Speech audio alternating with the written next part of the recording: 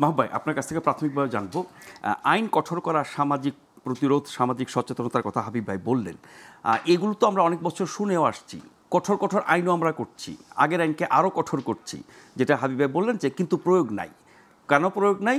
সরকারের প্রভাব, হস্তক্ষেপ, রাজনৈতিক শক্তি ইত্যাদি ইত্যাদি। এই বাস্তবতা তো আমাদের ছিল, ভবিষ্যতে কি থাকবে না? আচ্ছা, এখানে এক্সাম্পলারি পানিশমেন্টের কথা বললেন হাবিব ভাই। এক্সাম্পলারি পানিশমেন্ট অপরাধ দমনে কতটা সফল হয় সেটা আমি পরে আসতেছি। সফল হওয়ার উপায় কিন্তু ভিন্ন, আমি একটু পরে আসতেছি।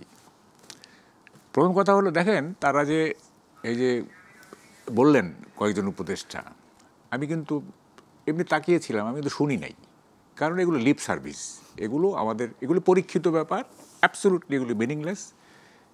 আমি তাকিয়েছিলাম যে দেখি কীভাবে কথা বলে, কন্টেন্ট শুনি নেই আমি। দেখেন, মাগুরা শব্দটি বাংলাদেশের ইতিহাসে 2বার টক অফ দি টাউন হয়েছে, 2বার। একটা আপনার খেয়াল আছে, এটা ইলেকশন 90, হ্যাঁ, মাগুরা 2 ইলেকশনে সারা দেশ এটা নিয়ে কথা বলছে। আর এবার হলো এই আসিয়াকে নিয়ে সারা দেশ কথা বলতেছে। এই 2বার টক অফ দি টাউন হয়েছে। এবং দেখেন, আসিয়া, এই যে কালকেও আমি একটা টক শোতে বলছি, সেটা হলো যে কবি আবুল হাসানের একটা কবিতার লাইন হচ্ছে, একটা পুরুষ তাকে বলুক রমণী, মানে একটা বালিকা, তার ইচ্ছা হচ্ছে একটা পুরুষ তাকে রমণী বলুক। তো আসিয়া তো রমণী হয়ে উঠে নাই, রমণী হয়ে ওঠার আগেই তার উপর যে পাশবিক নির্যাতন করা হলো, এটা মানে এটার কোনো ভাষা নাই আর কি। যাই হোক, এখন প্রথমে আমি একটু বলি, এই যে মানে ধর্ষণ, তারপরে এই যে নানা রকম ছিনতাই, চুরি ডাকাতি এই যে হচ্ছে, এটার কারণটা আমরা একটু খোঁজার চেষ্টা করব। তা না হলে কিন্তু রেমেডি আমরা পাবো না। কারণটা কি? আচ্ছা, আমরা অন্যান্য অপরাধে যাওয়ার আগে ধর্ষণ সহ নারীদের বিরুদ্ধে সহিংসতা যে বেড়ে গেল, বলছি মানে সে জীবন বলছি সেটা হলে, দেখেন, মানুষের মধ্যে কিন্তু ধর্ষণের প্রবণতা বা যৌনতার প্রবণতা যাদের আছে তাদের সংখ্যা কিন্তু অনেক অনেক। কিন্তু কেন ধর্ষণ হয় না বা এইভাবে সেক্সুয়াল হ্যারাসমেন্টও হয় না? কারণটা হচ্ছে মানুষের মধ্যে 2টা সত্তা আছে, একটা অ্যানিমেলিটি আর একটা হিউম্যানিটি। তো অধিকাংশ সময় হয় কি, হিউম্যানিটি অ্যানিমেলিটির উপর ওভার রুল করে, ফলে অ্যানিমেলিটিটা চাপা পড়ে যায়, সে আর অপরাধ করতে পারে না। এখন কি অবস্থা সেটা আমি পরে আসতেছি। এখন যে মানে যে অবস্থা তৈরি হয়েছে দেশে, এইখানে অ্যানিমেলিটিটা চারা দেওয়ার মতো একটা পরিবেশ তৈরি হয়েছে বর্তমান সময়ে। ঠিক আছে, আমি যদি পরিবেশটা কেন বলছি, আমি ফ্রয়েডিয়ান সাইকোলজি থেকে একটু ব্যাখ্যা করি। সেটা হচ্ছে যে মানুষের মধ্যে 2টা ইনস্টিংক্ট আছে, একটা হচ্ছে লাইফ ইনস্টিংক্ট আর একটা হচ্ছে ডেথ ইনস্টিংক্ট। লাইফ ইনস্টিংক্টটা হচ্ছে মানুষ আনন্দ ফুর্তিতে সবার সঙ্গে মিলেমিশে হাসি তামাশার মধ্যে দিয়ে বেঁচে থাকবে। আর ডেথ ইনস্টিংক্টটা হচ্ছে সে উত্তেজিত হয়ে যায়, সে ঝুঁকি নেয়, সে কি বলে যে ভায়োলেন্ট হয়ে যায় ইত্যাদি, এবং সে মরার জন্য এক ধরনের আকাঙ্ক্ষা তৈরি হয় তার মধ্যে। ঠিক আছে, এটা হচ্ছে ডেথ ইনস্টিংক্ট। আমাদের এখানে ডেথ ইনস্টিংক্টটাকে প্রবল করার জন্য যে শাসন দরকার, সেই শাসনটাই এখন আছে। That is the root cause. যে শাসনের মধ্যে আমরা আসি, সেই শাসনে আপনি দেখবেন সব জায়গায় উত্তেজনা, শুধু ধর্ষণের ক্ষেত্রে না, সব জায়গায় উত্তেজনা দেখবেন। হ্যাঁ, তার মানেটা কি? মানুষ মরার জন্য পাগল হয়ে গেছে। এটা কিন্তু খুব সূক্ষ্মভাবে আপনাকে বুঝতে হবে। এবং মরি তো মরি, আমি আমার পারপাস সার্ভ করব, আমি ধর্ষণের যে আনন্দ সেটা নিব, আমি মানে ছিনতাই করে যে টাকা সেটা নিব, বললে বললাম, এটা ডেথ ইনস্টিংক্ট তাকে পার্সিউ করতেছে বারবার। এবং ওই সমাজের মধ্যে আমরা এখন বসবাস করতেছি। আচ্ছা, এবার আসেন, এই যে আমাদের পরিবেশটা কেন তৈরি হলো, হ্যাঁ, এই পরিবেশটা কেন, সেটা বলছি, আসবে। আপনি তো এটাই তো শেষ না, আরও টার্ম আছে। হাবিব ভাই এক্সাম্পলারি পানিশমেন্টের কথা বললেন, দৃষ্টান্তমূলক শাস্তি।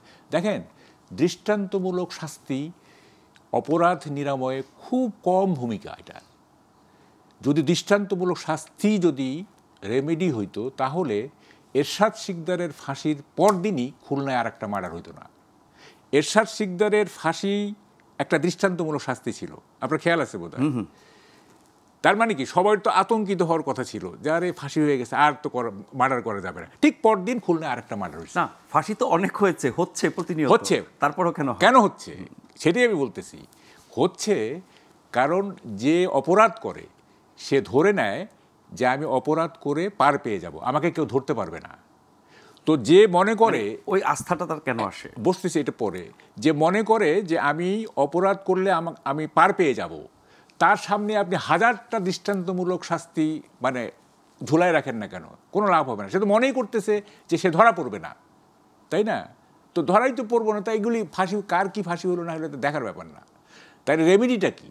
রেমেডিটা হচ্ছে সমাজে এমন একটা আবহ তৈরি করে রাখতে হবে, এমন একটা আইন শৃঙ্খলার আবহ থাকবে যে সব অপরাধ প্রবণরা মনে করবে যে আমি যদি অপরাধ করি তাহলে আমি কোনো না কোনোভাবে কট হয়ে যাব।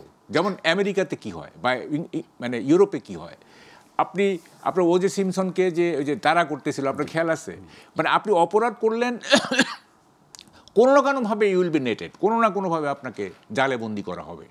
কিন্তু আমাদের এখানে হয় কি যে আমাকে ডিটেক্টই করতে পারবে না, এক, যেহেতু ঘনবসতি এই সেই ইত্যাদি নানা অনেক প্রচুর লোক, আমাকে ডিটেক্টই করতে পারবে না। দুই হচ্ছে যদি আমাকে ডিটেক্টও করে আমি প্রভাব খাটায়ে আমি মানে কি ওই গ্রেপ্তার এড়াইতে পারবো। যদি গ্রেপ্তারও হয়ে যাই তাহলে আমি প্রভাব খাটিয়ে বা যে কোনোভাবে হোক, টাকা পয়সা দিয়ে হোক, আমি বেরিয়ে যাব। সুতরাং তার মধ্যে তো ওই ভয়টা নাই।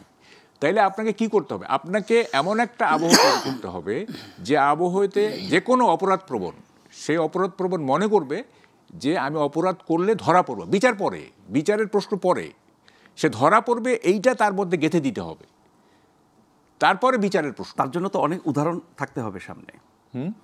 মানে অপরাধ করলে সে ধরা পড়বে এরকম উদাহরণ তার সামনে অনেক। না, এখন উদাহরণ নাই তো, এখন উদাহরণ যেহেতু নাই, আমি তো ওই আবহটা তৈরি করার কথা বলতেছি।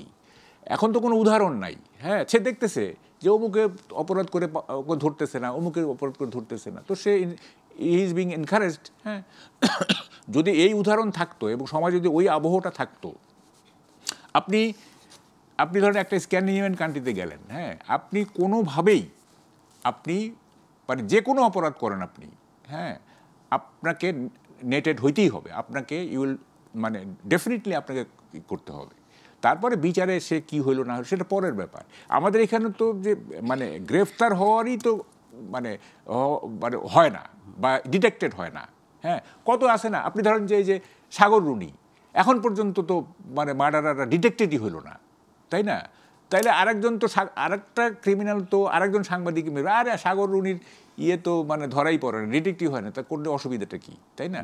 তো বিচার হচ্ছে সেকেন্ডারি স্টেজ।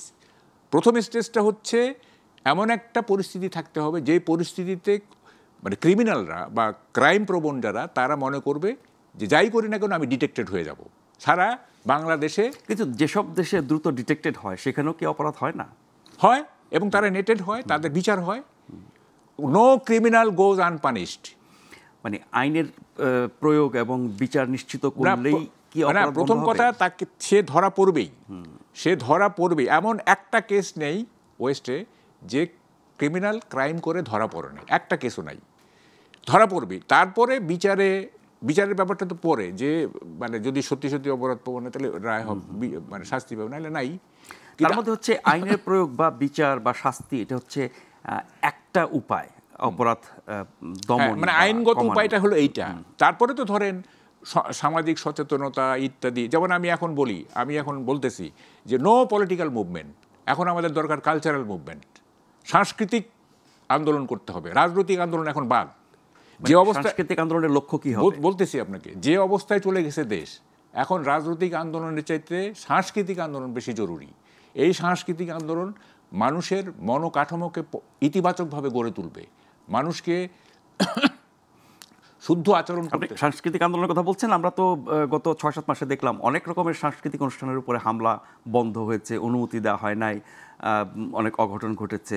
তো সাংস্কৃতিক কর্মীরা কিভাবে উৎসাহিত হবে? হ্যাঁ, না, ধরেন যে আপনি যদি হাল ছেড়ে দেন যে ওই নাটক হইতে দেয় নাই বা ওই নারী ফুটবল হইতে দেয় নাই, তো বসন্ত উৎসব করতে দেয় নাই। আপনি যদি হাল ছেড়ে তাহলে তো হবে না। কথাটা হচ্ছে এগুলো তো হয়েছে, এগুলো হয়েছে, ওগুলি তো আর আন্দোলন না, ওগুলি এক একটা ইভেন্ট।